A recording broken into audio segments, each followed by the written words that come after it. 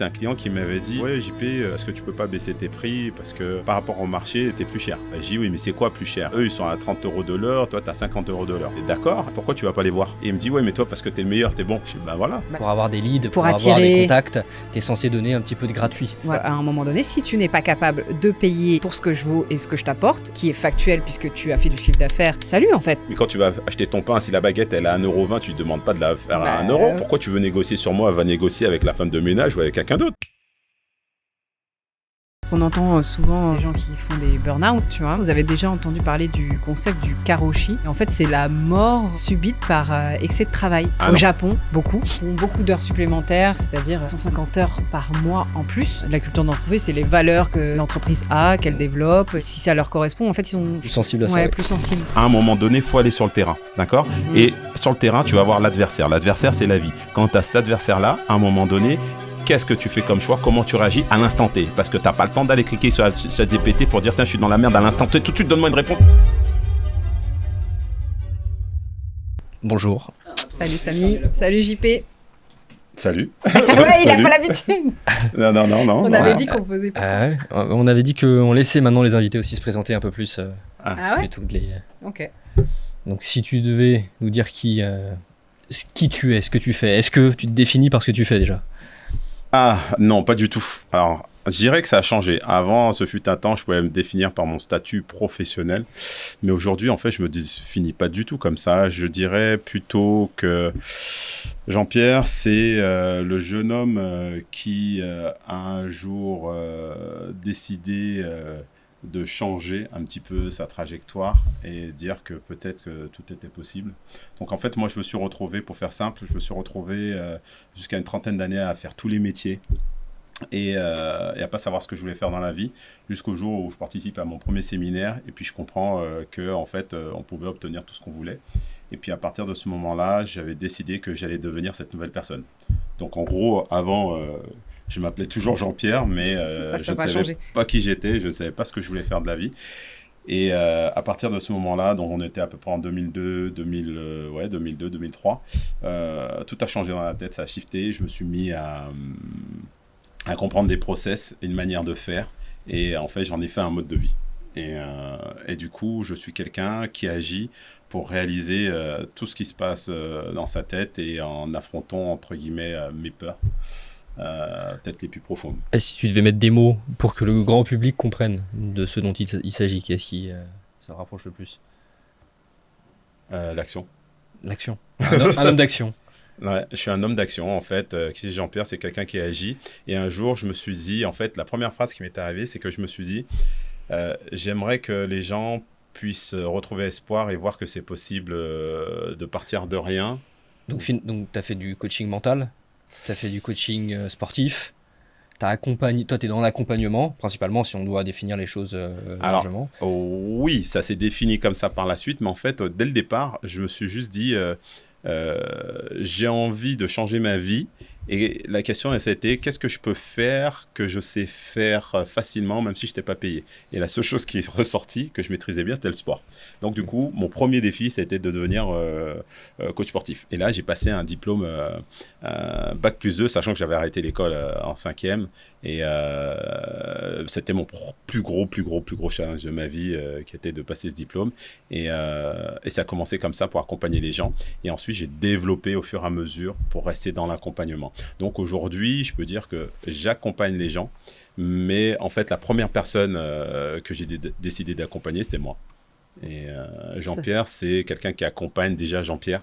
Et qu'à côté de ça, je décide de partager à d'autres personnes qui souhaitent eux aussi atteindre certains paliers, qui sont porteurs d'un projet, et de le rendre beaucoup plus accessible. Ok. Tu avais une problématique, toi, juste avant qu'on commence le podcast. On a commencé à discuter, on s'est dit... En fait, on parlait de valeurs, et j'ai commencé à rebondir sur le côté business, parce que nous, on se connaît avec Jean-Pierre, parce je me suis fait accompagner par Jean-Pierre en business sur un projet, et qui m'a beaucoup apporté d'ailleurs. Et de fait, j'ai continué sur cette directive. Et aujourd'hui, dans le business, il y a quand même la notion du prix qui revient souvent sur le podcast. Aujourd'hui, j'ai quelqu'un, un client en gros, qui veut prendre toute la valeur, mais qui ne veut pas payer. Et ça me met hors de moi, mais fortement. Qu'est-ce que tu entends par prendre toute la valeur? Sur des questions marketing ou vente, au détour d'une conversation, d'un échange téléphonique. Un client qui t'accompagne sur de la vente. Voilà. C'est ça. En gros, il me pose des questions détournées, mais derrière, il ne veut pas payer en fait le prix, tu vois. Il ne veut pas payer en fait l'accompagnement ou la prestation. Et je te jure que ça me met dans des états de nerfs, de fou. Et donc, c'est-à-dire comment il se retrouve à te poser des questions? Il est pas en séance? Parce que moi, j'aime parler avec les gens. En vrai, je peux passer 1 heure à te parler. On s'appelle pour un truc et ça dérive. Je calcule pas ça, ce genre de... Il y a des gens, ils sont très minutés dans le timing. Ils vont te dire, moi, je te donne que ça. Et après, vas-y, j'ai un autre rendez-vous. J'ai pas ton temps. Salut, tu vois. Moi, c'est vrai que je prends le temps de parler avec les gens. Et de fait, ça crée du lien. Mais en même temps, les gens en débordent aussi et il y a des choses qui sortent très spontanément. Et en fait, c'est des choses que j'aurais pu faire payer. Et je pense que derrière, il y a cette notion de valeur. Voilà, c'est ça que moi, ce qui me vient à l'esprit, en fait, c'est quand on parle avec des gens comme ça, c'est comme faire une sorte d'audit. Ça veut dire, des fois, il faut peut-être plus écouter les gens et comprendre quel est son vrai problème et quelle est la chose qui est le plus important pour lui qu'il n'arrive pas à atteindre. Et que, en fait, c'est donner des axes dans la direction dans laquelle il pourrait se diriger sans lui donner la solution. Réponse, ouais, bien sûr. Et que pour qu'à un moment donné, ils veulent payer pour avoir la réponse, pour avoir justement la capacité d'agir. Parce qu'en fait, ce qu'il faut se rendre compte, c'est qu'est-ce qu'il veut mais qu'il n'a pas. Moi, je connais sa problématique et je lui ai donné, en fait. Enfin, je ne lui ai pas donné toutes les réponses, tu vois. Mais je la connais, je lui ai donné un peu la trame globale. Mais n'empêche c'est pas forcément cette personne-là, mais celle au-dessus qui veut pas payer. Bon, bref, voilà. Oui, mais si c'est celle au-dessus. Et du coup, je me dis, je vais lâcher l'affaire avec ce client. Parce que à un moment donné, si tu n'es pas capable de payer pour ce que je vaux et ce que je t'apporte, et qui est factuel puisque tu as fait du chiffre d'affaires et que tu as fait des ventes, il y a un moment donné, salut en fait. Oui, et puis je dirais, c'est même pas ce que tu vaux toi, mais c'est plutôt la valeur que tu apportes. Non, la valeur que tu apportes, bien sûr. À partir du moment que ton produit, il a une valeur significative, mais il faut qu'elle soit entendue par la personne qui paye. Ça veut dire, celle qui ne paye pas, elle peut être séduite par ce que tu proposes, ou diverses raisons, mais c'est pas elle qui est impactée directement. Donc, ce qu'on a besoin de savoir, c'est quoi la douleur de celui qui paye? Quelle est la difficulté de celui qui paye? Celui qui paye, il veut faire des ventes, sauf que c'est un opportuniste qui veut juste gratter des infos. En vrai, c'est ça, la résultante, si je résume. Parce qu'il croit qu'il peut le gratter ailleurs. C'est comme aujourd'hui. Alors, ce qu'il faut entendre, et c'est ça que je pense qu'il faut accepter, c'est qu'il y a des gens, c'est comme sur Internet. On voit Internet, maintenant, aujourd'hui, et en plus, encore plus avec l'IA, les réponses, elles y sont. Ouais. On peut avoir toutes les réponses sur n'importe quel projet, n'importe quel produit. Maintenant, il y a des réponses très rapides, très raccourcies. On a plein de raccourcis. Sauf que toutes ces méthodes-là, ça permet aux gens de faire des raccourcis sans payer. C'est-à-dire, on veut du gratuit, on a l'impression de savoir. Mais ça ne veut pas dire qu'ils maîtrisent le sujet. Ça veut juste dire qu'ils ont l'information. Exactement. Mais mettre en action cette information, peut-être il faut soit de la technique, soit du professionnalisme, soit de l'expérience, il faut autre chose. Donc après, c'est à toi de mieux définir qu'est-ce que tu vends dans la globalité de ton service et de faire savoir que si toutefois un jour t'es intéressé, voilà mon service, voilà ce qu'il fait. Mais il n'y a pas... et donc, ouais, ça a amené à une problématique de me dire, je fais de la rétention d'informations et j'ai eu le même cas la semaine dernière avec un autre client d'ailleurs, où je lui donnais un peu tous les axes marketing à développer pour un lancement commercial. Et il m'a clairement dit, en fait, tu m'as donné toute la stratégie. Et j'ai répondu, ouais, mais en fait, ça veut pas dire que tu vas savoir l'appliquer. Tu vois ce que je veux dire? Parce qu'il y a un truc, je sais pas si c'est très français, mais faut pas donner toute la valeur parce que justement, les gens vont pas payer derrière. Mais est-ce que parce qu'ils donnent la valeur, ils vont pouvoir l'appliquer derrière avec le track record qu'ils n'ont pas ou l'expérience qu'ils n'ont pas? Voilà. Donc, j'ai eu un dilemme cette semaine. C'était ça, ma problématique client. Je trouve que c'est un dilemme personnel. Parce que moi, j'ai vécu ça avec des clients en coaching sportif à l'époque quand je travaillais à Paris. Et je donnais beaucoup d'informations. Ouais. Je leur posais toujours une question, c'est quoi votre objectif, pourquoi vous faites cet exercice, etc. Donc, ils m'expliquaient. Donc, c'est des gens, entre guillemets, autonomes. Et en fait, moi, je leur donnais de la valeur, je leur expliquais, voilà ce qu'ils peuvent faire. Et ensuite, je m'en allais. Ouais. Et de temps en temps, je faisais ça. Et puis, à un moment donné, dès qu'ils avaient besoin d'aller beaucoup plus loin, il savait que j'étais la personne, entre guillemets, référente. Il me dit, oui, j'aimerais savoir comment ça se passe pour avoir un coaching avec toi. En fait, c'est parce qu'ils avaient accès à plusieurs preuves ouais. d'expertise. Ouais, voilà, une qui forme se sont d'autorité. dit, Ouais. voilà, que tiens, il est OK. Ouais, c'est Il un est la bonne peu. personne. Si on met ça en parallèle avec le digital, c'est un peu. Tu donnes un peu de valeur, tu vois, tu dans des. Dans Oui, des c'est pour réels. vendre, on parle de lead magnet. C'est-à-dire voilà. que pour avoir des leads, Pour avoir attirer. des contacts, tu es censé donner un petit peu de gratuit. Voilà. C'est pour ça que tu en as qui font des e-books, téléchargez mon e-book, Ouais. faites mon test. Mais dans le business, pas en ligne, c'est la même chose, quoi, en fait. Tu es obligé de donner un peu, mais pas trop. Où est la limite pour montrer ton autorité et ton expertise, C'est mais ça. en même temps, pas tout donner parce que... Après, comment le type sait que tu n'as pas plus à donner? Ah, il sait pas, déjà, il comprend même pas ce que je dis. Mais donc voilà, donc est-ce que c'est pas un peu un prétexte quand il te dit finalement j'ai toute la stratégie, tu vois, comment il peut être sûr qu'il n'y a pas quelque chose en plus derrière? Est-ce que c'est pas un prétexte? Est-ce que de base il savait pas déjà qu'il allait pas payer et que finalement ça lui donne Après, une bonne excuse? L'orientation va quand même un peu au coût réduit, quoi. Et justement, qui dit coût réduit dit aussi un peu un manque de qualité dans la prestation et dans les services. Tu vois, ils veulent minimiser les coûts au détriment justement du rendu. Oui, il y a un objectif de base de sa part qui est peut-être légitime, mais en même temps, on ne doit pas vivre en fonction, entre guillemets, des connaissances des uns et des autres ou des valeurs des uns et des autres. Ça veut dire qu'à un moment donné, ça soit d'être convaincu de ce qu'on apporte comme plus-value et de rester sur son axe, mais moi je dirais, de rester simplement en contact. Viendra le moment, parce qu'il y a une question de timing, peut-être que c'est pas le timing. Il est pas mûr. Voilà, pour moi, c'est quelqu'un qui n'est pas encore qualifié et qui veut éprouver tout ce qu'il connaît de manière à faire des économies. Mais on sait très bien, souvent, faire des économies retarde l'échéance, repousse le moment où on va peut-être concrétiser certaines choses. Donc, à un moment donné, il faudra dépenser, sauf que ça va lui coûter plus cher. Exactement, et c'est ça que je persiste à sensibiliser. À chaque fois, je passe mon temps à faire ça. Parce qu'en fait, ils ne veulent pas dépenser dans le marketing et dans là où ça leur rapporte le plus. Parce que le marketing, qui dit marketing, dit vente derrière. Et en fait, ils ne veulent pas mettre du budget là-dessus. Ils veulent minimiser les coûts sur ce critère-là. Partout, c'est pareil. Pour moi, dans le business, partout, c'est pareil. Tout le monde veut minimiser ses coûts. Tout le monde veut dépenser le moins d'argent possible. Ça, d'accord. Et avoir l'information pratiquement pour rien. Ouais, mais c'est là où ça va te ramener du chiffre d'affaires. C'est ça qui n'est pas cohérent pour moi. Mais bon, ça, c'était mon coup de gueule de la semaine. Je vais raconter une petite anecdote très rapidement. À l'époque, je vous avais déjà raconté ça, je crois. C'était un coaching sportif. C'est un client qui m'avait dit ouais, JP, est-ce que tu peux pas baisser tes prix parce que par rapport au marché, t'es plus cher. Ouais. J'ai dit oui, mais c'est quoi plus cher? Donc, je lui donne une fourchette, c'était à l'époque, je vous parle de ça, on est en 2007. Et il me dit, eux, ils sont à 30 € de l'heure, toi, tu as 50 € de l'heure. Et je fais, d'accord. Et je dis, pourquoi tu vas pas les voir? Bah ouais. Ma question, elle était très basique. Et il me dit, ouais, mais toi, parce que tu es le meilleur, tu es bon. Je fais, voilà. Bah donc, ça se paye. Donc, et du coup, il a été vexé et il a pas je l'ai pris. plus revu. Non, je l'ai plus revu. Alors, c'est là où c'est intéressant, je l'ai plus revu pendant à peu près un an et demi. C'est-à-dire qu'il a arrêté les coachings, donc il a été payé moins cher. Et je l'ai croisé un an et demi après dans les rues de Paris. Ah, JP, comment ça va, tout ça? Ah, j'ai trop besoin de toi parce que voilà. Il avait de l'argent à ce moment-là. Et là, mais il en avait déjà avant. Ah, okay. Mais il voulait faire des économies sur moi. J'ai dit, mais quand tu vas acheter ton pain, si la baguette elle est à 1,20 €, tu ne demandes pas de la faire à 1 €. Oui.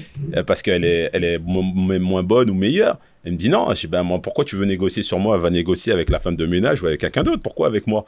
Et donc, c'était parti sur ce délire-là. Et c'est pour ça qu'il a arrêté. Et quand on s'est recroisés, il a voulu retravailler avec moi, mais avec sa famille. Et là, à ce moment-là, moi, je lui ai dit, de toute façon, depuis le temps, mes prix, ils ont changé. Et en plus, c'est payable d'avance.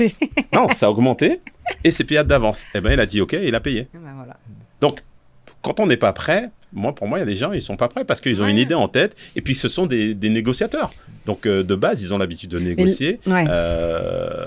Donc, ils vont négocier. Donc, je pense qu'ils sont dans leur logique et je trouve que c'est normal. Par contre, ça nous appartient à chacun de savoir si on cède ou pas. Ça veut dire qu'en gros, si tu es dans le besoin et tu as vraiment faim, c'est comme ça que tu te brades et tu te dis, bon, d'accord. Mais à un moment donné, moi, grâce à tout ce que j'ai appris, j'ai accepté de gagner moins d'argent, mais d'être sûr de ma valeur. Toujours Yes. pour continuer de parler d'argent, j'aimerais bien qu'on aborde la question de la quête de sens dans la vie professionnelle. Et je vais vous donner un chiffre et vous allez me dire dans quelle proportion vous vous Oui. reconnaissez. Il y a 61% des salariés français qui accepteraient de gagner moins pour avoir plus de temps libre, contre 38 seulement en 2008. Donc ça a doublé. 61%. 61% qui accepteraient de gagner moins pour avoir plus de temps libre. Est-ce que c'est un chiffre qui vous parle et est-ce que vous vous reconnaissez dans ces 61%? Tu peux redonner la stat, s'il te plaît. 61% des salariés français accepteraient de gagner moins pour avoir plus de temps libre. 38% seulement en 2008. Donc ça a doublé. Moi, je me reconnais pas là-dedans, mais C'était une charbonneuse. Ça. Ouais. Travailler moins. Alors, moi, c'est pareil, c'est un genre de stats sur lesquels j'ai du mal parce que déjà, beaucoup. je comprends pas le projet de travailler moins, en fait. Mais pas parce que j'ai envie de travailler dur, mais le problème n'est pas de moins travailler. Le problème, c'est Mieux. d'aller faire quelque chose que j'ai pas envie. Donc, c'est peut-être pour ça qu'on a envie d'être dans les 60%. Mais si ça me plaît, moi, je suis peut-être dans le pourcentage où je travaille trop, parfois. Mais donc- tu fais partie moi, d'une ultra-minorité. Je le rejoins. Vous faites partie peut-être d'une ultra-minorité de gens qui font quelque chose avec lequel ils sont alignés. Peut-être. Oui. Bah, moi, j'aime bosser, donc en vrai, j'ai pas de sujet. Ça me ferait chier d'être dans cette catégorie de 61%. Moi, j'aime pas bosser, mais j'aime pas faire surtout ce que je n'aime pas faire ou que j'ai Oui, pas voilà, envie de faire. je fais ce que j'aime, quoi. En fait. Donc, après, les 60%, moi, je reconnais un petit peu ces 60% parce que ça fait quelques mois, après 20 ans en tant qu'entrepreneur, donc je le suis toujours, mais je me suis lancé un petit défi parce que j'ai fait une formation pour devenir formateur professionnel pour adultes et j'ai voulu mettre à l'épreuve un petit peu tout ce que j'avais appris et je me suis lancé dans un projet d'accompagnement, de consulting et donc j'ai, on va dire, un statut proche du salarié et quelque chose que je n'avais pas vécu depuis 20 ans et du coup, de l'intérieur, je vois les attendus, je vois comment ça fonctionne, je vois l'état d'esprit des uns et des autres. Et je peux comprendre qu'on ait envie d'être le moins possible dans l'entreprise parce qu'en fait, l'entreprise, elle a un objectif, c'est le profit. Et il essaye de prendre tout ce qu'il a à prendre, en fait. C'est-à-dire sur le temps imparti où on est au boulot, on est là pour bosser. Et ce dont je me suis rendu compte dès le départ, c'est qu'on vous pose le cadre au départ, mais en fait, il augmente toutes les semaines. C'est-à-dire les attendus augmentent tout le temps. Et en fait, ça devient une forme de pression. Et après, tout dépend de la capacité à chacun à gérer cette pression. Et ce que je peux constater, qu'elle n'est pas super bien gérée par tout le monde. Et donc, moi, j'ai des process pour avoir ma technique de travail et de gestion. Mais je trouve qu'il y a beaucoup. Et qu'est-ce que tu dirais à quelqu'un qui, par exemple, ça, c'est une problématique, mais il y a la question des bullshit jobs aussi. Vous connaissez, vous en avez déjà Non, entendu qu'est-ce que parler. c'est Je développe Ouais, après, vas-y. tu pourras rebondir. Ouais. Et ça, c'est plus dans les métiers du tertiaire. De Mhm. plus en plus, tu as des métiers qui se sont développés à très faible valeur ajoutée. Et alors, je sais plus qui l'avait défini, ça a fait l'objet d'un livre.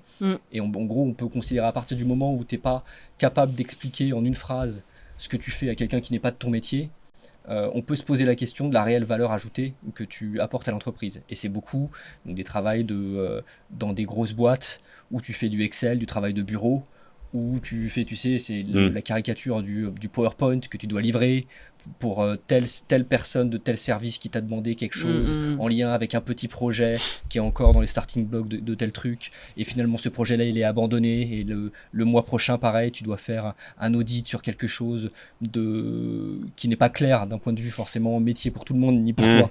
Et tu vois, tu es dans une routine où tu fais des trucs où parfois tu te retrouves à ne même pas comprendre ce que tu fais. Et tu as plein de gens qui sont enfermés là-dedans et qui parfois, comme c'est des métiers du tertiaire, c'est beaucoup des Parisiens, ils gagnent très bien leur vie. Donc ils ont ce manque de sens dans leur activité et en plus la prison dorée du fait de bien gagner de leur vie et cette culpabilité si on leur dit finalement bah tu gagnes bien ta vie, pourquoi tu te plains. Tu vois, donc t'es un peu pris entre... C'est la norme sociétale, hein, gagner sa vie, se sécuriser, payer son loyer, faire des gosses et puis avoir de quoi se payer les vacances. On est dans Ouais, dans une vraie caricature, mais je pense que c'est une question de choix. Et derrière ça, moi, moi, je remettrais en avant cette histoire de quête de sens. C'est qu'à un moment donné, on n'arrive pas à aller vers ce qui fait sens pour nous parce que, justement, on a un besoin de sécurité qui est ultra important, mais de par notre histoire, en tout cas, la personne qui se bloque là-dessus, il a son histoire qui fait qu'il est bloqué là-dedans. Et que c'est la maturité, la sagesse qui amène, à un moment donné, à lâcher prise ou les rencontres. Et que tant que le travail et l'argent associé au travail, c'est-à-dire qu'on fait une action, on est rémunéré pour ça, c'est le veto de sécurité, et qu'on a l'impression que je me réalise quand je suis dans cet univers-là et quelqu'un qui n'a pas de travail ne se réalise pas, il n'existe pas, bah, pour moi, c'est lié aux croyances, c'est vraiment lié à la construction, c'est des valeurs, et qui doit se démonter, mais qui est très difficile en fait. Mais ouais, au niveau des croyances. Et pour toi, l'argent, à quel moment il doit rentrer dans le critère de choix Alors, moi, je dirais que c'est des moments de vie, l'argent. C'est des moments de vie. Il y a des moments où l'argent, c'est le nerf de la guerre.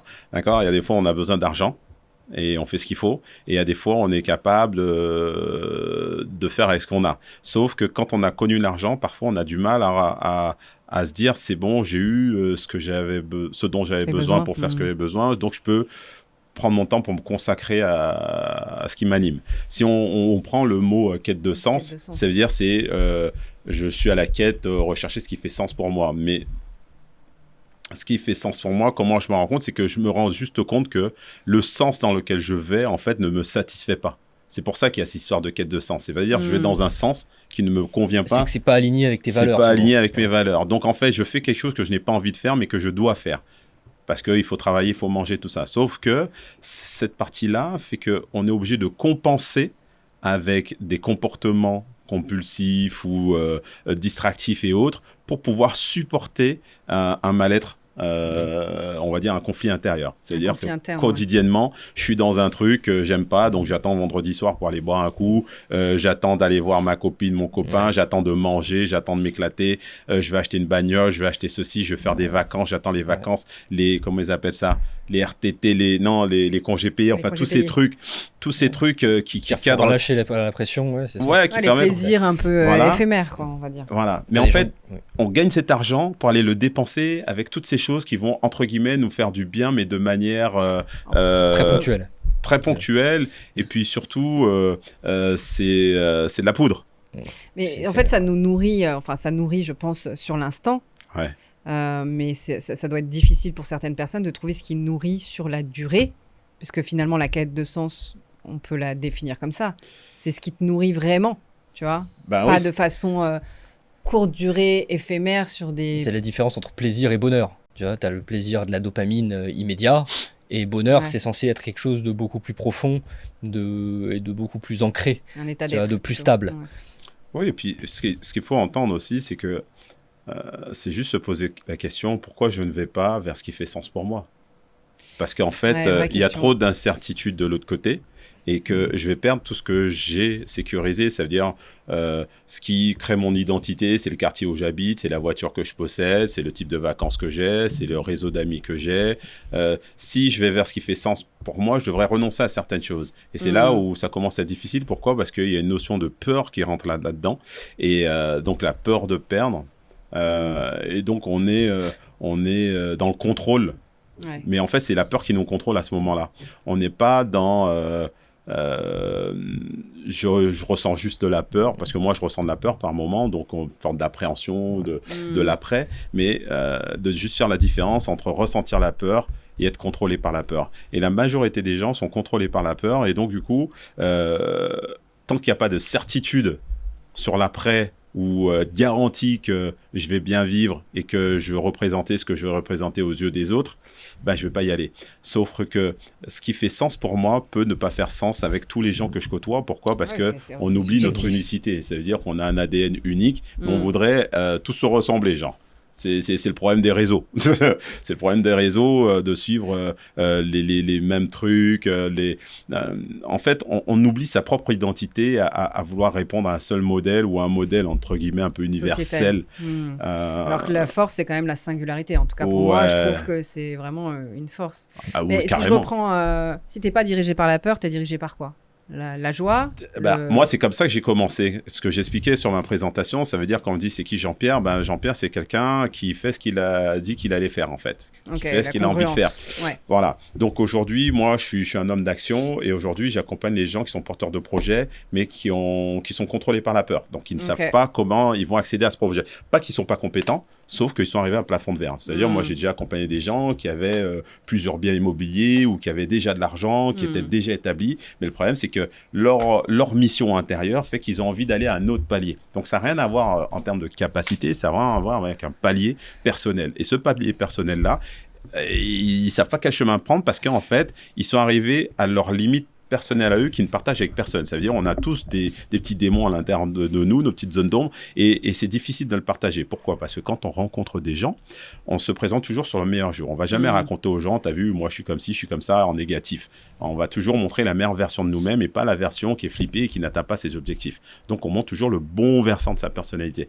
Moi, quand je travaille avec les gens, ce que j'essaie de voir, mettre en avant à travers tout le diagnostic, l'audit qu'on fait au départ, c'est savoir qu'est-ce qui fait qu'on n'est pas là où on doit être. Et je dis on, pourquoi ? Parce que si j'accepte cette mission de travailler avec la personne, ça devient ma mission. Ta mission. Pourquoi on n'est pas là où on doit être. Et là, notre travail, c'est de définir pourquoi on n'y est pas. Et qu'est-ce qu'on doit mettre en place pour y être. Et là, parfois, ça demande d'être prêt à payer un certain prix et de lâcher quelque chose. De perdre quelque chose. Et cette notion de perte, parce qu'on peut mettre le mot perdre, lâcher, moi je dis plusieurs mots, mais cette notion-là, c'est inconcevable. Parce que ça nous réduit à redevenir personne. Revenir dans l'ombre.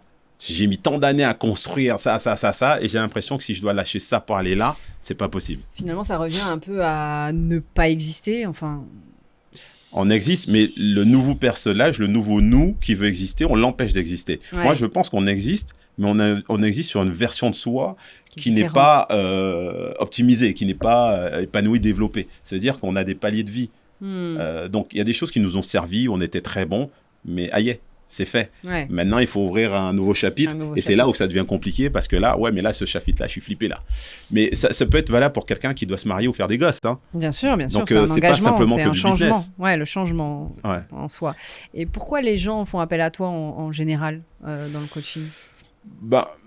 Souvent, c'est ça, porteur de projet. Alors, moi, j'ai une particularité, c'est que de base, pour être transparent, c'est que beaucoup de gens ont peur d'être accompagnés par moi parce que je parais déjà trop enthousiaste, trop rentre-dedans, trop clivant. C'est-à-dire que parfois, on a peur de trop passer à l'action, de trop bousculer les choses. C'est-à-dire que j'amène à une prise de conscience de ce qu'il faudrait faire bouger sans dire ce qu'il faut faire.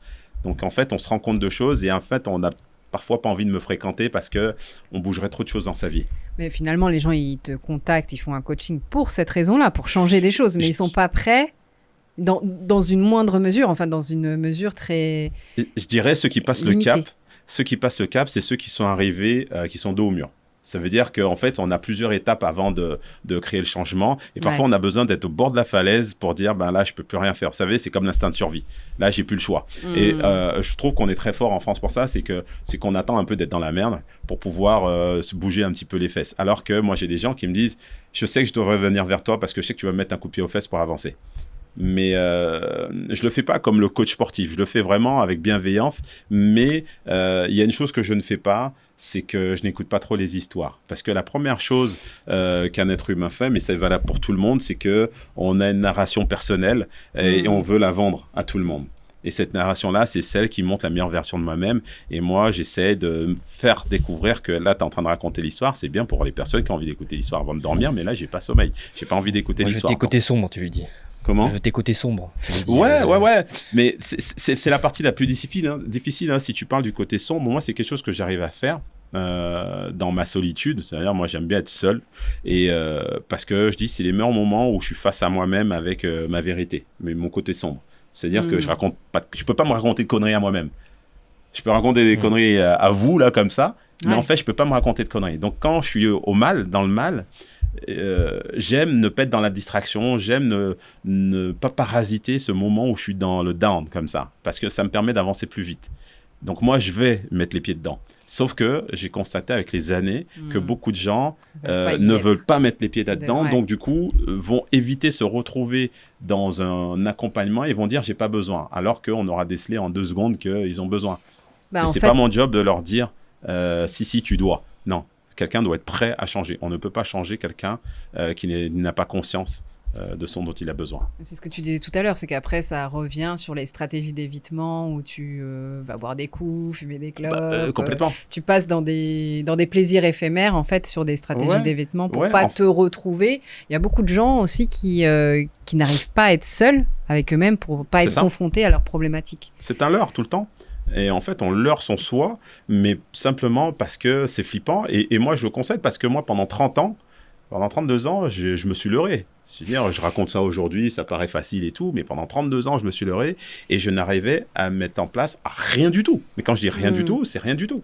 Ça veut dire que je ne faisais que les choses faciles où j'étais dans le contrôle, mais qui n'avaient aucune valeur. Ça veut dire qu'au fond de moi, je savais que je pouvais aller beaucoup plus loin, je pouvais faire plus, mais genre, je sais pas quoi. Non, je disais, je sais pas quoi. Donc, je me racontais mon histoire. Et je disais, ouais, de toute façon, c'est à cause de, j'ai pas fait d'études, de toute façon, j'ai pas le niveau, ça, je peux pas. Je me suis toujours freiné en fonction du statut que je pensais qu'il fallait avoir pour pouvoir revendiquer quelque chose. Donc ça, c'était mon moteur principal. Donc, je faisais du vent et je sortais beaucoup. beaucoup. Et selon toi, c'est quoi le critère principal pour choisir une activité professionnelle? Parce que tu accompagnes des gens dans le business. Le critère principal pour choisir une activité professionnelle. Puisqu'on parlait de l'argent, la quête de sens, autre. Non, le projet. Le projet, mais quand je dis le projet, c'est l'humain. En fait, moi, c'est pas tant le contenu. Moi, je peux accompagner quelqu'un dans l'immobilier. J'accompagne des gens, en fait, dans différents domaines professionnels. Mais en fait, dès qu'il y a un blocage, c'est au niveau de l'humain. Okay. C'est comme le sport. C'est-à-dire que moi, j'accompagne des joueurs de tennis en compétition, mais je ne sais pas jouer au tennis comme ils savent jouer. Et tout mon travail se base sur les 80% de mental, sur les choix. Je dis souvent, je suis le coach de l'instant. Ça veut dire que qu'est-ce qui fait que tu fais ce type de choix? Quel est comment je pourrais dire ça? Quel est ton point de vue sur cette situation? En fait, c'est toujours l'histoire qu'on se raconte par rapport à une situation. Donc, du coup, moi, j'essaye de voir comment on peut changer la manière de converser avec soi-même pour faire des choix différents. Okay. Donc, c'est plutôt l'humain que je vais accompagner et ça va être le pourquoi il veut faire ce projet et en quoi ce projet est viable, mais humainement parlant, et qui va faire que je vais adhérer. C'est-à-dire que j'aime bien beaucoup accompagner les gens qui, à un moment donné, se retrouvent bloqués intrinsèquement et qui se rendent compte que ça vient d'eux. Et qui n'essaient pas de me raconter l'histoire. Enfin, des fois, ils essayent un petit peu, mais ça ne dure pas longtemps, que c'est la faute des autres ou la faute du système. Je veux dire, le système, les autres, tout ça, ça n'a rien à voir avec ce qui fait que je ne suis pas là où je dois être. Et c'est pour cela que moi, ayant pendant une trentaine d'années raconté cette histoire, et en fait, tout ce que j'ai fait par la suite, je suis en fait la référence de ce que je vends.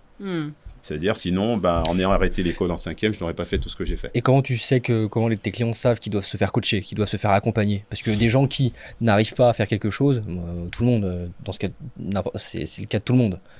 D'avoir des petits blocages. À partir de quel moment ça nécessite de passer l'étape du coaching? Moi, je disais, c'est ce que je disais tout à l'heure, c'est quand on a un petit peu dos au mur. Vous savez, c'est quand on a tout essayé, tout éprouvé, qu'on s'est raconté toutes les histoires, qu'on a regardé sur Internet plein de trucs et qu'on a vu que c'était du vent, que ça ne marchait pas et qu'à un moment donné, on veut vraiment aller de l'autre côté. Ça veut dire que parfois, on croit qu'on veut aller quelque part, mais on ne veut pas vraiment y aller. Moi, quand j'étais plus jeune, je voulais être riche, je voulais réussir, je voulais des choses, mais je ne mettais rien en place et j'allais piquer des idées. J'allais piquer des manières de faire, mais c'était pas productif. Moi, je vois beaucoup de gens aujourd'hui qui essayent comme ça à faire des choses, mais comme je le dis souvent à mon fils, je dis ce qui compte, ce sont les faits. Les faits, voilà. Donc les faits, c'est qu'est-ce que tu as fait. Qu'est-ce que tu as fait. Voilà. Et combien ça coûte un coaching, un accompagnement? Alors, moi, je fonctionne par forfait. En général, donc je fais pas du coaching à l'heure, mais des fois, je me pose la question, parce que j'ai des gens qui me disent, mais tu as une capacité à aider tellement rapidement, tu peux pas proposer des petites sessions pour des gens qui n'arrivent pas à s'offrir un coaching. Mais en général, je suis à 5 000 € sur 5-6 mois. en forfait sur un accompagnement où on fait à peu près une séance par semaine. On est à peu près à 2 heures d'accompagnement. Alors, je trouve que pour beaucoup de gens, c'est beaucoup, puisqu'en général, c'est une semaine sur 2, le coaching. Le temps ou la somme? Non, la somme, c'est pas beaucoup. Ouais. Parce que si on découpe ça par séance, on revient même pas une centaine d'euros la séance. Ouais. Hein. Et j'ai cette capacité à être très généreux dans l'accompagnement, parce que pour moi, un accompagnement, c'est pas simplement des cases, c'est pas simplement avoir sa trame de questions et après je m'arrête là. C'est un échange, et dans l'échange, il ressort beaucoup de choses. Par contre, j'ai un cadre, donc je respecte toujours mon cadre de savoir ce qui s'est passé avant, de voir quelle est la situation actuelle, en tout cas la problématique du jour, et puis après on continue sur notre travail. Donc j'ai toujours mes process. Souvent les gens ne voient pas la différence, ne comprennent même pas la différence entre un psychanalyste, un psychologue, un psychiatre qui est un médecin et un coach.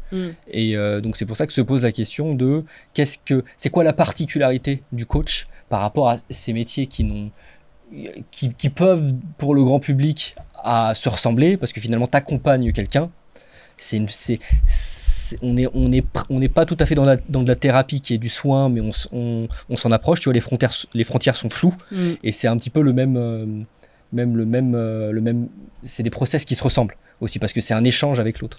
Donc la question, c'est qu'est-ce qui fait la différence, qu'est-ce qui fait le propre du coach, qui peut être intéressant. Alors moi, déjà, la différence, c'est qu'un psychologue que je respecte beaucoup, pour moi, les psychologues, c'est des gens, c'est de la thérapie. Ça veut dire qu'on va être dans le passé, on va fouiller un petit peu la source d'un problème. Moi, j'effleure la source, mais je ne viens pas soigner la source. Donc moi, je suis pas un médecin, je suis pas un professionnel de la médecine. Donc du coup, moi, je trouve que c'est complémentaire. On peut être complémentaire à un coach. Par contre, la différence, elle va se trouver dans le passage à l'action. Ça veut dire que je vais essayer de ramener la personne à agir sur des plus petites actions. Ça veut dire, je vais essayer de rendre la peur la plus petite possible par une action plus simple et de manière à lui permettre d'agir et de se mettre en mouvement. Et ça, c'est des méthodologies, parce que finalement, oui, tu dis les psychologues, les psychanalystes et même les psychiatres qui sont des médecins, eux aussi, ils peuvent faire du coaching, et certains même en font. Ouais. Effectivement, le coaching, c'est beaucoup plus actif de la part du coach. Tu vois, il y a cette notion plus de consultant. Le coach, il se rapproche du consultant. C'est ça. Tu vois, par exemple, c'est très opposé au psychanalyste. Psychanalyste, lui, par ses questions et par sa maïeutique, il va faire accoucher son patient de ses propres réponses. Tu vois, donc c'est des méthodes différentes qui peuvent se compléter. Parfois, un coach, il peut se servir d'une approche un peu psychanalytique. Je termine juste rapidement. Et inversement, le coach, il peut... et inversement, le psychanalyste, il peut coacher dans certains cas, dans certaines situations. Mais ça dépend des types de coaching, je pense, non ? Oui, et puis il faut savoir que dans le coaching, on ne donne pas de réponse. Voilà, c'est-à-dire, on ne dit pas à la personne ce qu'elle doit faire, on l'amène à définir sa prochaine action. D'accord, par le biais de questions. Donc, on a des questions qui incitent à répondre, et on l'évite en tout cas de faire ce qu'on appelle le petit coup de la bécasse, de faire genre je sais pas en fait. C'est de mieux définir un petit peu le chemin. Tu te retrouves quand même certaines fois à donner des conseils pratiques, et où finalement, je vois ce que tu veux dire, je suis d'accord avec toi, mais à arriver à un certain stade, quand tu es aligné, quand lui ou elle est aligné avec ce qu'il veut faire, peut venir un conseil pratique. Alors moi je dirais conseil... on est dans du consulting, mais on n'est pas dans du conseil qui va forcément permettre d'atteindre un objectif. Faut pas se tromper en fait dans le conseil. C'est-à-dire, c'est comme quand tu fais du consulting, ça veut dire que tu viens discuter sur un sujet et que derrière tu donnes ton point de vue. Mais derrière, la personne ne doit pas forcément le prendre par argent comptant. Ça veut dire que c'est j'ai plusieurs visions sur ce qui est possible de faire, mais c'est toujours la personne à poser ses actions, c'est-à-dire c'est pourquoi elle est venue vers toi. Une personne qui vient pour un coaching, je ne vais pas lui dire ce qu'elle a à faire. Tu définis pas avec elle donc tu définis les points de souffrance, le plan, vers quoi il faut aller, voilà le plan. Oui, on a un plan. Et dans l'échange, tu l'amènes à aller vers... En fait, c'est par étapes. En fait, ça veut dire que des fois, moi, je sais déjà où est-ce qu'on peut aller, mais elle n'est pas prête à aller, donc je ne vais pas y aller. Ça veut dire que je vais quand même... C'est qu'elle n'a pas envie d'y aller. Non, pas forcément. Elle n'a pas le niveau de... Exactement. Elle n'a pas le niveau de conscience. Elle n'est pas prête à aller vers ce dont elle a besoin pour pouvoir maîtriser le futur projet. Donc, il faut construire le personnage qui va te permettre de réaliser ton projet. Ça veut dire qu'au début, tu peux dire, voilà ce que je veux, moi je veux te faire sentir que c'est possible, mais aujourd'hui tu n'es pas calibré. Et c'est à moi, à travers nos premières séances, nos échanges, que je vais te faire prendre conscience que tu n'es pas prêt parce que j'ai plein d'outils qui vont te permettre de te voir où est-ce que tu te situes et tu vas voir comment tu fonctionnes, comment tu raisonnes, c'est quoi ta perception des choses de la vie, quelles sont tes croyances et tu vas dire « Ah, mais j'imaginais pas, ah, je comprends pourquoi c'est comme si, ah, je comprends ». Et donc, une fois que je l'ai mise en conscience, là, je peux commencer à bousculer. Donc, dans un premier temps, on est dans un diagnostic de la situation. Je te fais un plan, mais on n'attaque pas tout de suite la matière. Ça veut dire on ne mange pas le plat de résistance tout de suite. Ça veut dire que celui qui dit « Je vais prendre un coaching avec Jean-Pierre Padoue parce que tout de suite, je vais atteindre mes objectifs », c'est faux. Ça veut dire que moi, déjà, je vais travailler sur ce qui fait que tu n'es pas là où tu dois être. Ça veut dire qu'il y a des freins. Et moi, mon travail, c'est de lever ces freins. D'accord ? Et donc, pour lever les freins, ça va être en fonction de ta résistance à toi, en fait. C'est-à-dire que tout le monde n'est pas logé de la même manière. Il y a des gens qui sont plus courageux que d'autres. Quand je dis courageux, ça veut dire qu'à un moment donné, quand on commence à travailler sur la levée de freins, il faut du courage pour pouvoir aller affronter certains de ces démons. D'accord ? Jean Bruce Lee, quand il est dans le cimetière en train de se battre contre ses démons, il regarde un petit peu partout et en fait, il se fait des illusions. Mais c'est quand il réussit à combattre ses démons qu'il arrive à passer à un autre stade supérieur. Ben, c'est un petit peu ça. Ça veut dire que d'abord, mon travail, c'est d'amener en conscience sur quels sont tes propres démons, quels sont tes freins. Et une fois qu'on a tourné autour de ça, on peut commencer à aller sur un autre palier. Mais sinon, on va se raconter c'est complètement. Tu fonctionnes pareil dans tes. En fait, pour moi, il y a une. C'est pareil. En fait, c'est faire le pont et amener les gens, le coacher en fait, à avoir des niveaux de conscience sur des problématiques ou par un jeu de questions. En fait, tu arrives à l'amener à un niveau de conscience. Par contre, ça se dissocie totalement du consultant. Ah oui. C'est pour moi, ce sont deux nuances. Il y a une dimension de consulting qui n'est pas aussi omniprésente. Mais on ne doit pas, dans le coaching, vraiment, on ne doit pas, si je ne me trompe pas en tout cas, on ne doit pas être donné du conseil et orienté. Et on doit regarder cette posture de coach qui est de ne pas conseiller, mais d'amener le coaché à avoir des prises de conscience. Donc et qu'est-ce qui le différencie d'un psychanalyste, par exemple ? Parce que ça, pour moi, ce que tu décris, c'est plus une approche... il y a d'autres choses, mais dans la façon de poser les questions, où tu amènes l'autre à comprendre, tu vois. Oui. De mon point de vue, je suis d'accord avec ce que vous dites de niveau de conscience, ce genre de choses, mais il me semblait qu'il y avait quand même une dimension plus active du coach par rapport à quelqu'un qui a... En fait, la thérapie, ça va aller chercher dans le passé, alors que le coaching, c'est t'amener sur des ouvertures et d'autres perspectives. Mais thérapie, c'est pas la définition de la thérapie. Thérapie, c'est du soin. Tu vois, les thérapies TCC, t'es dans le présent. Tu vas pas chercher, par exemple. C'est pour ça qu'il y a plein de méthodes différentes. Et c'est intéressant de se poser la question le coach, qu'est-ce qu'il a qui lui est propre. C'est le passage à l'action. Pour moi, c'est vraiment ces questions dynamisantes. Mais d'abord, tu peux pas aller sur l'action sans avoir levé les freins.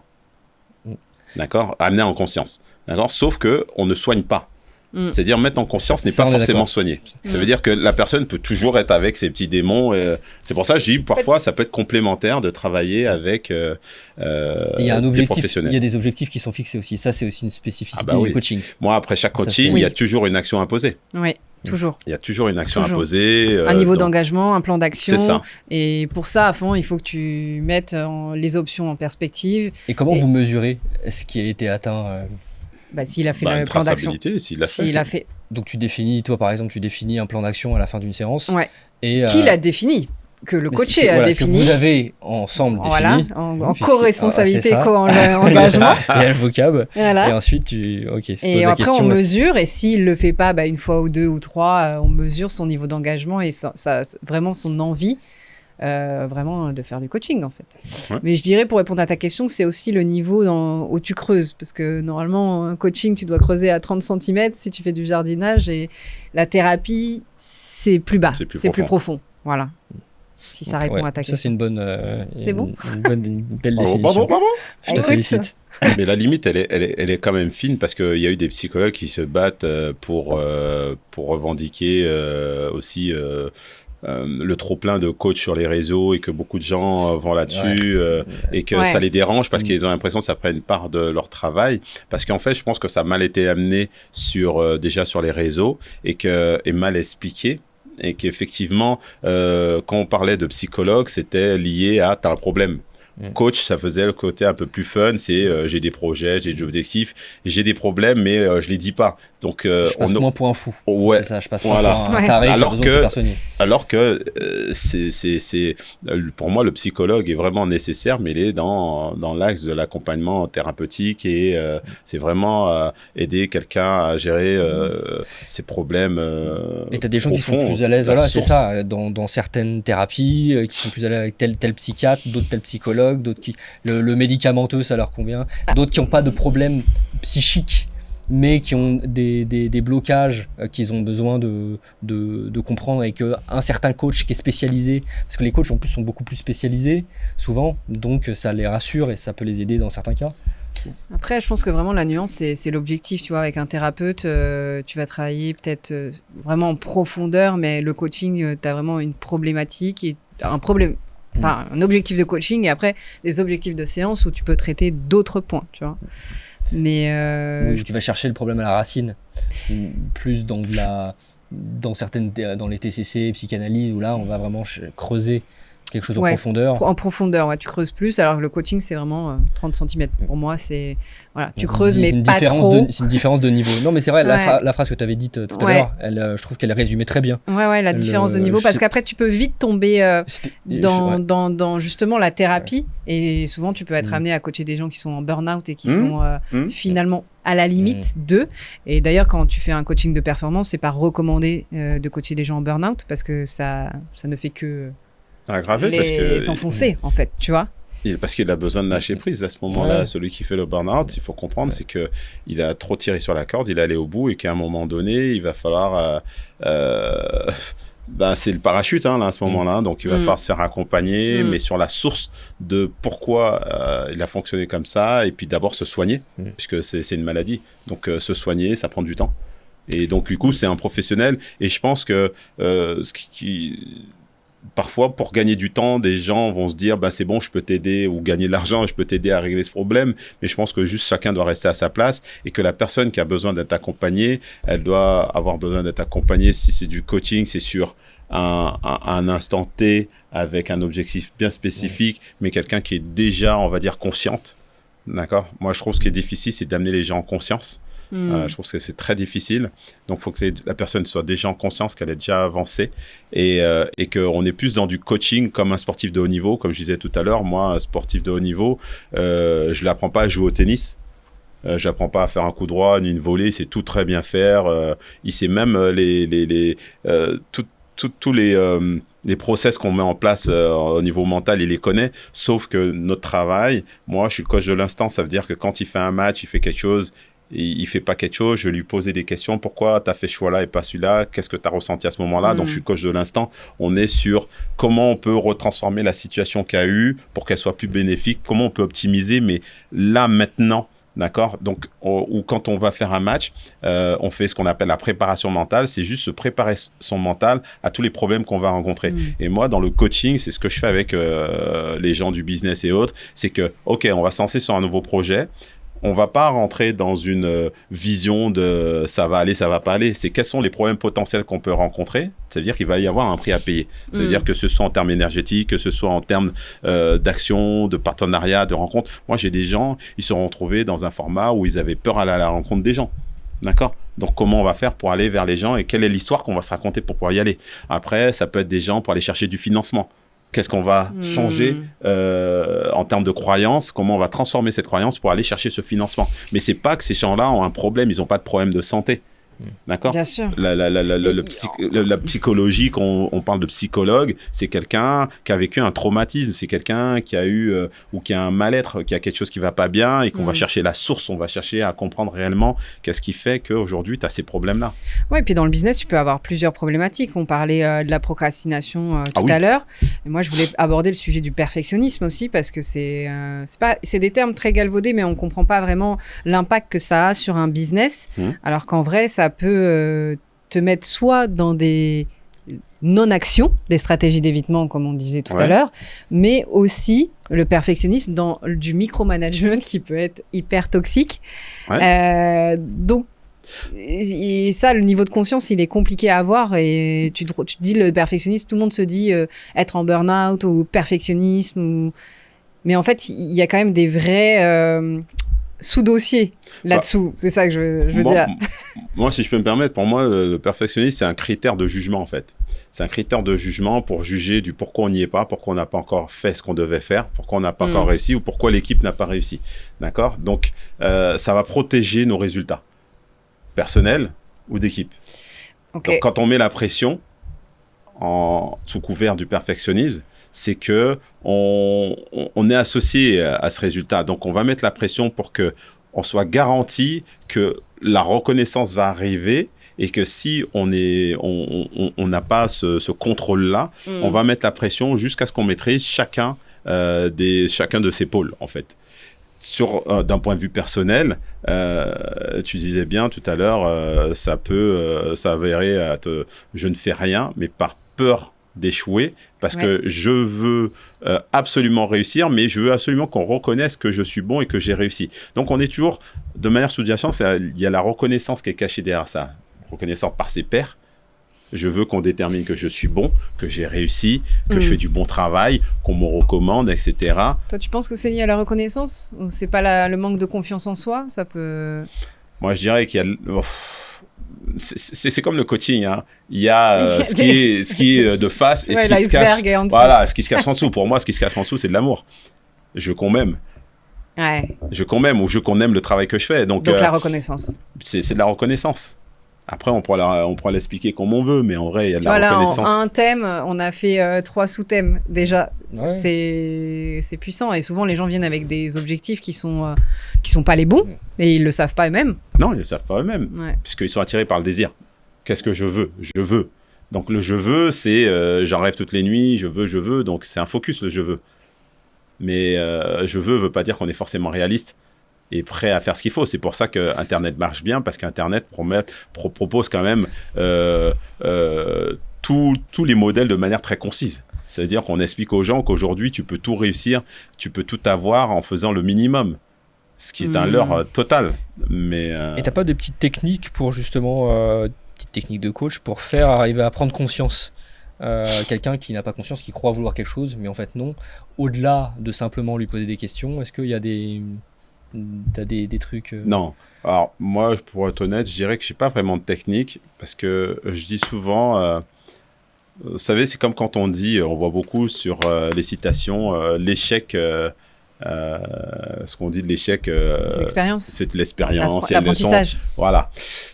Pour moi, le tip, c'est que accepter de vivre les expériences que la vie vous propose, aussi négatives soient-elles, ça veut dire le chaos, dos au mur, j'ai tout perdu, j'ai plus rien, pour commencer à te rendre compte que en fait, tu as peut-être besoin d'être accompagné par quelqu'un comme Bérangère, comme moi, ou peu importe le domaine, et que je veux refaire, mais mieux. Parce qu'en fait, ce qui est important, c'est cette capacité de résilience. Le problème n'est pas de faire des erreurs, c'est de savoir se relever, de recommencer, mais de manière différente. Bon, maintenant, comment je recommence ? Avec qui je recommence ? C'est pour ça qu'en sport, parfois, on change de coach. On change de coach sportif, on change d'équipe, on change de team, parce que on veut faire les choses, mais à high level, mieux. Donc, c'est juste ce qu'il faut faire. On le voit, hein, en tout cas dans plein de sports, ils changent les coachs comme de chemise, parce qu'à chaque fois qu'avec le prochain, ils espèrent d'avoir une autre vision, une autre approche, une meilleure réussite. Parce que les coachs, ils arrivent avec beaucoup de philosophie. Un coach, c'est pas uniquement technique. On va voir dans un staff, il y a plein de coachs. Il va y avoir un spécifique technique pour le but, l'autre spécifique pour l'ailier droit, l'autre pour telle partie, machin, etc. Donc voilà, dans la vie, c'est un petit peu pareil, sauf qu'on a tellement d'ego qu'on estime qu'on a besoin de personnes qu'on peut y arriver tout seul. Donc ce qui fait qu'on passe le cap, c'est pas un tips, c'est pas un truc sur Internet qui va te faire dire que ah ouais, maintenant j'ai compris la vie, je veux savoir. C'est que tu t'es planté tellement de fois, tu as compris que seul, on n'arrive pas à construire grand-chose, il faut être bien entouré, ou en tout cas avoir un environnement positif. Et à ce moment-là, ton ego, il a pris tellement de calottes derrière la tête que tu dis, c'est bon, j'ai compris maintenant. Je vais la fermer ma gueule et puis je vais peut-être y aller là maintenant. Je vais peut-être aller voir un peu quelqu'un qui va m'accompagner. Finalement les gens parfois qui sont bloqués à se prendre un peu le mur, parce que c'est ce qui va permettre de passer à l'étape d'après. Ouais, faut arrêter de raconter que on a une recette magique. Moi, je préfère laisser les gens croire qu'ils vont réussir comme ils pensent qu'ils vont réussir et que reviens me voir après. De toute façon, la réussite, ça fait partie aussi, le chaos fait partie de la réussite, je pense. Enfin, tu réussis pas d'un coup comme ça. C'est quoi la réussite, du coup, pour toi, JP ? Alors, la réussite, alors moi, je verrais plutôt la réussite, entre guillemets, personnelle. Ça veut dire d'avoir réussi à évoluer et d'avoir la conscience d'avoir progressé. Et, euh, et aujourd'hui, c'est ce que je ressens. Et ce qui va me donner l'impression d'avoir réussi, c'est, bon, j'ai 4 enfants. Et c'est d'être avec tous mes enfants et de leur avoir apporté tout ce que j'avais compris toutes ces années. En fait, c'est d'avoir ce regard un petit peu vu d'en haut et de secouer la tête et d'avoir ce sentiment de fierté et de dire, putain, j'ai réussi, quoi. Pour moi, c'est plus une réussite humaine qu'une réussite professionnelle. Parce qu'au niveau business, j'ai l'impression qu'à chaque fois que je m'engage dans quelque chose, je le réussis. Pourquoi? Parce que de là où je viens et d'où je pars, mon point de départ, j'avais tellement de rien que j'ai déjà plus que ce que j'aurais pu imaginer avoir. Ok. Donc, je pense que j'ai compris les concepts. Maintenant, j'ai pas d'objectif de millions. S'il tombe, je le prends. Ok. Mais j'ai pas d'objectif de millions, j'ai pas d'objectif de bagnole, de bateau, parce que j'ai la chance de profiter de plein de choses et j'en profite de certaines encore. Donc voilà, mais c'est plutôt humainement parlant parce que la plus grosse douleur, c'est intrinsèque, c'est quand je suis tout seul avec moi-même en fait. Donc c'est qu'est-ce qui m'a manqué, qu'est-ce que j'ai pas réussi. Et aujourd'hui, quand je me lève, je suis content de ce que je vis. Et je mets en place de nouveaux projets, donc j'ouvre de nouvelles parenthèses de manière à continuer à progresser et de construire pour pouvoir y aller, tout simplement. Moi, je voulais parler rapidement, parce qu'on entend souvent en ce moment dans les accompagnements aussi des gens qui font des burn-out, tu vois. Ouais. Et je voulais savoir, vous avez déjà entendu parler du concept du karoshi? J'ai vu ça alors que je regardais un documentaire. Non. Et en fait, c'est la mort subite par excès de travail. Au Japon, beaucoup. Donc, c'est un phénomène qui... Ils sont bons pour travailler. Ouais. En fait, ils font beaucoup d'heures supplémentaires, c'est-à-dire 150 heures par mois en plus, minimum, tu vois. Et il y a une journaliste, je crois qu'elle s'appelle Miwa Sado, un truc comme ça, de 31 ans, qui recouvrait en fait tous les sujets politiques au Japon, qui est décédée. Ouais. Et ils ont recensé en 2022 2900 cas de karoshi. Alors moi, je ne connais pas karoshi, mais par contre, ce que j'ai entendu, c'est que plus de 67% des Français sont sous anxiolytiques et antidépresseurs. Ouais. Ou je ne sais pas si c'est ça le chiffre, s'il est juste, mais je trouve qu'il augmente de plus en plus et que le monde a la pression et que c'est très présent, en fait. C'est très présent parce qu'en fait, on est dans un monde où la performance, mais vue sous cet angle-là, parce qu'il y a différentes manières de voir la performance et la performance chiffre, par rapport au business, elle va jamais diminuer parce qu'en fait, avec le monde comme il est, la consommation et ce besoin de consommation pour pouvoir justement se distraire, il augmente. C'est-à-dire, c'est le médoc, hein, la consommation, ça fait partie des médocs et en fait, c'est le serpent qui se mord la queue. On va là-bas, de plus en plus mal. Au Japon, c'est beaucoup plus la culture du travail. En fait, c'est vraiment, tu dois respecter la hiérarchie. Il y a vraiment des concepts où il y a la culture de la honte. Tu vois, tu n'as pas le droit d'échouer. Il faut vraiment être dans la norme, une carrière. Donc tout ça, ça implique ce phénomène-là qui a été reconnu justement par les médecins là-bas. Mais on voit qu'il y a une grosse différence. Enfin, tu vois, en France, effectivement, on est champion du monde, je crois, en antidépresseurs. Mais ce qu'on voit aussi, on parlait des générations. Et ce qu'on voit, là, notamment la dernière génération, la Gen Z, pareil, j'avais un chiffre que je trouvais intéressant. C'était 6% de la Gen Z vise un poste de dirigeant. Et pour le reste, alors que, bon, ça, c'était... Pour le reste, c'est l'équilibre vie pro, vie perso qui prime dans leur choix de carrière. Et même avant, tu sais, avant, on se rendait compte que travailler, tu vois, tu disais que tu avais un poste, tu travaillais à la Société Générale, à un poste intéressant de directeur ou de sous-directeur de telle ou telle entité. C'était reconnu comme étant quelque chose de valable. En société, c'est un statut. Voilà, même tu dis à ton père, je bosse à la Société Générale. Ton père qui a 75-80 ans, qui n'est pas du tout de la génération Z, il va trouver ça valorisant. Aujourd'hui, ça fait bander personne Tu dis, je suis sous-directeur à la Société Générale. Surtout qu'ils sont en train de licencier. Voilà, c'est ça. Ça vend pas du rêve. Et donc de plus en plus, Après, il y a cette recherche de... Ouais, dans la Gen Z, la culture d'entreprise, elle participe aussi beaucoup.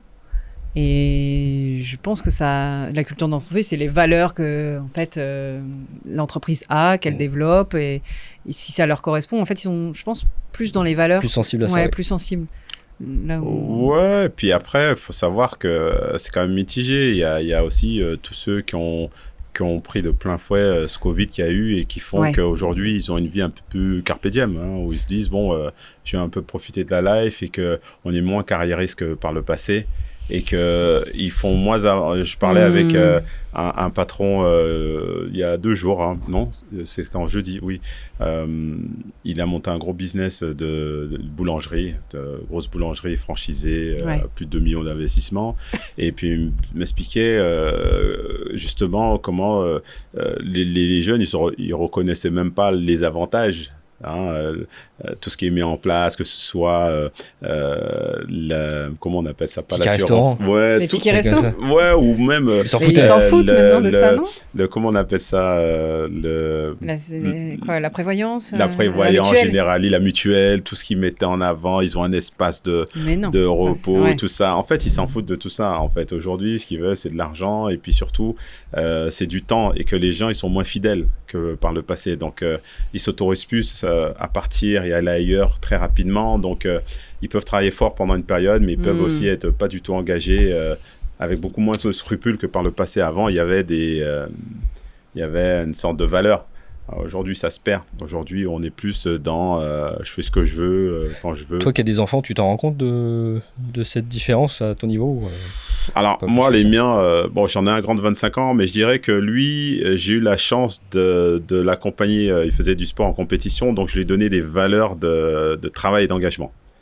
Donc, via le sport, à travers le sport. À travers le sport. Ouais. Et donc, du coup, je trouve que... Alors, il a trouvé un métier où c'est un kiffeur, parce qu'il voyage dans son métier, donc du coup, il peut kiffer et en même temps travailler fort. Ok. Donc, voilà. Et après, les autres, ils sont trop petits. Moi, j'ai une petite, quand il faut aller à la piscine, elle dit qu'elle n'a pas envie d'y aller, quoi. Donc, voilà. Ce sera encore une autre génération avec d'autres codes, peut-être. Ouais. Non, mais c'est à nous de nous adapter au fur et à mesure des générations. C'est à nous de nous adapter et que je pense qu'il faut... justement, comment les entreprises aujourd'hui peuvent s'adapter par rapport à cette nouvelle génération qui vient sur le marché du travail? C'est une vraie question parce que la culture d'entreprise, c'est pas tout le monde qui la développe. En vrai. Moi, par exemple, j'ai connu des boîtes, ils la développaient pas du tout. Elles se développent toutes seules. Oui, c'est ça. Il n'y a pas de vision, il n'y a pas de sens, il y a pas... Parce que finalement, la culture d'entreprise, c'est quand même la vision qui t'amène à fédérer et à amener aussi tes équipes là où tu veux aller. Tu vois ce que je veux dire? Ouais. Et ça, c'est pas toutes les boîtes où les DG ou les CEO ont des visions. Et je trouve ça dommage, mais il y a quand même il y a 2 mondes. D'un point de vue personnel, moi, ce que je vois, en tout cas, quand maintenant je suis un peu à l'intérieur et j'ai la partie coaching qui fait que je vois les choses à l'extérieur aussi, c'est que je dis ce qu'il faudrait, c'est l'adaptation. Ouais, l'agilité. L'adaptation et la mixité. Ça veut dire qu'en gros, ne pas mettre tous ses œufs dans le même panier. Ça veut dire que même si la nouvelle génération, elle est brillante parce qu'elle a compris des choses pour le futur, il faut garder des seniors pour conserver certaines valeurs, pour pouvoir faire avancer la machine aussi. Alors qu'aujourd'hui, les seniors sur le marché du travail, ils ont beaucoup plus de difficultés à vendre leur expérience parce que les entreprises font des calculs financiers sur ce que ça va leur coûter. Ouais, mais ça, il y a un problème là-dedans parce que moi, je l'ai vécu. Ouais. C'est que les seniors, ils sont pas assez ouverts d'esprit sur le monde et le reste, l'ouverture, la forme d'ouverture, faire avancer la machine, en fait. Et il y a encore ce système pyramidal de hiérarchie, tu vois ce que je veux dire? Oui, mais c'est pour ça qu'il faut la mixité. Parce qu'en fait... Donc, transverse, un management transverse. Ok, d'accord. Bah oui, c'est pas plus l'un ou l'autre. Moi, je pense qu'il faut réussir à faire composer les deux de manière à trouver un équilibre. Parce que les seniors, à un moment donné, eux, ils ont moins à perdre aussi, donc ils peuvent se barrer plus facilement. Mais eux, ils sont en train de créer de la prévoyance. Eux, ils ont plus d'intelligence sur je construis mes points, mes machins, etc. pour ma retraite. Le jeune, aujourd'hui, il te dit oui, mais demain, il n'est pas là et tu sais même pas pourquoi, tu vois. Il peut te le faire aussi, en fait, il peut te le faire comme ça. Et que toi, quand tu montes ton business, si tu crées pas une sorte d'homogénéité et après un état d'esprit, parce que ce qui crée de la cohésion, c'est l'état d'esprit. Donc, c'est comment tu rassembles ces deux générations. Et il ne faut pas les rassembler pour dire l'un manage l'autre. C'est comment tu les fais co-créer. Donc, en fait, c'est trouver une sorte de modèle hybride. Aujourd'hui, le modèle hybride, il n'est pas proposé. C'est toujours tout blanc, tout noir. Exactement. Tu vois. Je pense que en fait, la gymnastique, elle est là. Ouais, c'est faire le pont entre les deux. Parce qu'aujourd'hui, si tu es dans un système très hiérarchisé, où en fait, c'est le DG ou le boss qui prend que les décisions et qui n'écoute pas ses collaborateurs. Oui. En fait, il reste dans son coin, l'autre reste dans son coin, et la mixité, enfin, en tout cas, le partage des connaissances et des deux mondes ne se font pas, en fait. Tu vois, ce qui me plaît, c'est ça la complexité. Moi, ce qui me plaisait, c'est quand je organisais des team building. J'organisais des team building pour les entreprises. Moi, ce que j'aime bien, c'est justement qu'il y ait ce mélange de générations. Mais dans le team building, l'objectif, c'est de créer de la cohésion. Mais dans la cohésion, c'est comment on utilise la force de l'un, l'esprit de l'autre, etc. Mais pour arriver à un seul objectif. Et de toute façon, l'entreprise doit arriver comme ça. Sinon, on rentre dans une sorte sorte d'entreprise sélective et on rentre sous une forme de... comment je pourrais énoncer ça de la... tu sais, c'est pas du racisme, c'est discrimination. La discrimination. C'est une forme de discrimination de devoir choisir un petit peu. Pour moi, il faut réapprendre, parce que je pense qu'on savait le faire, sauf que ça va tellement vite avec l'IA et tu as tellement de personnes qui disent « Ah, moi, c'est pas trop mon truc, je suis dépassé ». Donc, il faut trouver ce juste milieu pour dire on fait un peu des deux quand même. Ouais. Okay. On voulait poser une dernière question. Comment tu vois ton métier justement avec l'IA, puisque tu parles d'IA, le métier du coaching, puisqu'aujourd'hui on entend quand même beaucoup de gens, et moi j'ai des copines qui, leur meilleur psy c'est ChatGPT parfois. Moi, je dirais qu'il y a des limites à tout et que moi, je trouve que c'est très bien d'aller sur ChatGPT, aller chercher de l'information pour structurer quelque chose dont on a besoin. Mais ChatGPT, il n'a pas le regard objectif et humain, quoi qu'il en soit. Donc, à un moment donné, créer un projet, c'est pas simplement dire « Dis-moi comment je peux faire pour mettre en place à un moment donné, quand j'ai peur, j'ai peur. » D'accord ? Humainement parlant, quand j'ai besoin d'être soutenu par des valeurs, par quelqu'un, d'être dans un échange, parce que c'est une sorte de mutualité, c'est pas uniquement d'avoir des réponses. Et c'est là où beaucoup de gens se trompent. Ça veut dire qu'on pense qu'en ayant des tips, en ayant toute l'information sur Internet, on sait comment ça va se passer. Donc, on a l'information, mais on n'a pas l'attitude, on n'a pas l'état d'esprit, on a les process, mais on n'est pas capable d'agir. Moi, je prends un exemple très simple pour conclure. Ça veut dire que, comme un sportif de haut niveau, on peut avoir toutes les méthodologies pour réussir les meilleurs coups et savoir exactement ce qu'il faut faire en termes de préparation mentale. Sauf qu'à un moment donné, il faut aller sur le terrain. D'accord ? Et sur le terrain, tu vas voir l'adversaire. L'adversaire, c'est la vie. Quand tu as cet adversaire-là, à un moment donné, qu'est-ce que tu fais comme choix? Comment tu réagis à l'instant T? Parce que tu n'as pas le temps d'aller cliquer sur ChatGPT pour dire, tiens, je suis dans la merde à l'instant T. Tout de suite, donne-moi une réponse dans la seconde. C'est émotionnellement comment tu réagis face à l'humain, comment tu réagis face à des amis qui te trahissent, comment tu réagis face à un patron, comment tu réagis humainement parlant quand tu te retrouves dans une situation. C'est pas genre patron ou associé ou partenaire ou la banque, attends 2 minutes, je reviens, je vais voir ChatGPT, je reviens demain, je viens de te donner une réponse. Ça marche pas comme ça. C'est dans l'instant T, émotionnellement, qui tu es. Comment tu transformes le personnage que tu es. Il faut un regard extérieur, il faut du recul. ChatGPT, il n'a pas de yeux jusqu'à nouvel ordre. Il voit pas, pour l'instant, non. Il capte pas les images, il capte les mots, les mots-clés, mais il voit pas. Donc, en fait, il faut garder de l'humain et que moi, je dirais tant mieux qu'il y ait plein de gens qui aillent dessus parce qu'en fait, on a toujours la cause à effet. Ça veut dire, dans quelques temps, on va se rendre compte qu'il y a beaucoup de gens qui vont échouer et ça va être intéressant de voir la différence entre ceux qui sont restés sur du naturel et de l'humain, tout en s'imprégnant justement de la modernité et ceux qui ont fait que de l'IA. Donc à un moment donné, il n'y aura pas de goût, il n'y aura pas de sens, et, ce sera fade. Pas de saveur. Pas de saveur, rien du tout. Inintéressant. Inintéressant. Et ça nous amène à la transition du prochain podcast qu'on va faire. On va se demander si ChatGPT peut remplacer la thérapie et le coaching. Ça, c'est quelque chose qu'on a commencé à préparer, sur lequel il y a beaucoup de choses à dire. Petite précision, il commence à avoir des yeux, ChatGPT. Si oui, il commence. Il commence. Mais quel genre de yeux? Quel genre d'œil. Ok, bon, merci. Sur ce, merci. Merci à tous les deux. Merci. Ciao.